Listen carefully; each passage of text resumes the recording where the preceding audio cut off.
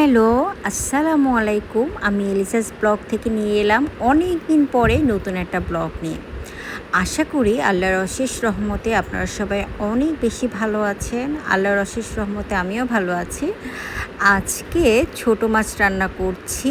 এটা হচ্ছে চালতা দিয়ে। আমি সব মশলা বেটে নিয়েছি। এখন মাখিয়ে আর কি রান্নাটা বসিয়ে দেব চুলাতে। আর এই মাছগুলো আমাদের বাসার দারোয়ান নিয়ে এসেছে তাদের গ্রামের বাড়ির থেকে। এত সুন্দর, একদম বিলের মাছ। আমার কিন্তু যারা আমার ভিডিও দেখে রেগুলার তারা কিন্তু জানে যে আমি সব থেকে বেশি ছোট মাছ পছন্দ করি।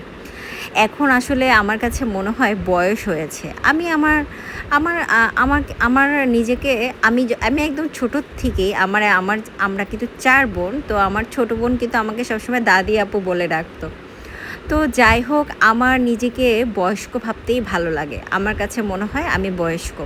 আমার ইয়ং হওয়ার কোনো দরকার নেই। কারণ আমার আর কোনো বিয়ে করার ইচ্ছা নাই।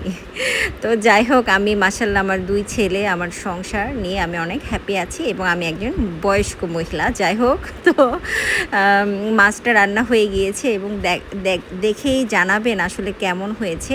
এই টক জাতীয় জিনিস দিয়ে তরকারি রান্না আমার হাজবেন্ড অনেক বেশি পছন্দ করে, আবরার আহনাফের পাপা। তো তার জন্যই রান্না করেছি এবং সত্যি এত বেশি মজা হয়েছিল।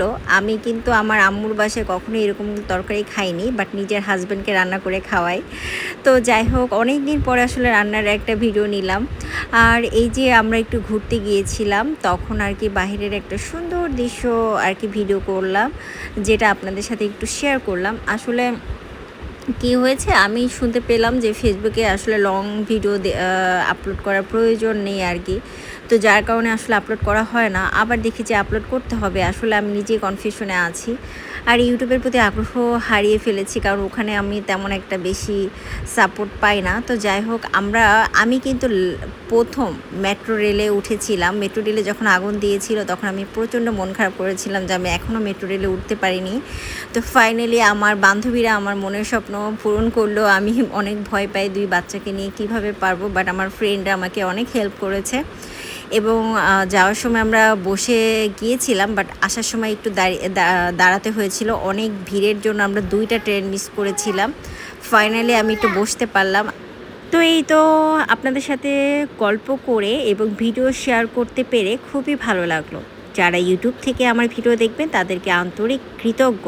তা অনেক দিন পরে আপনাদের সাথে ভিডিও শেয়ার করব। আর ফেসবুকের ভাই বোনরা তো আমাকে অনেক বেশি ভালোবাসে, তাদেরকে আর কি বলবো, তারা তো আমাকে অনেক ভালোবাসে। আপনারা সবাই ভালো থাকবেন। আল্লাহ হাফেজ।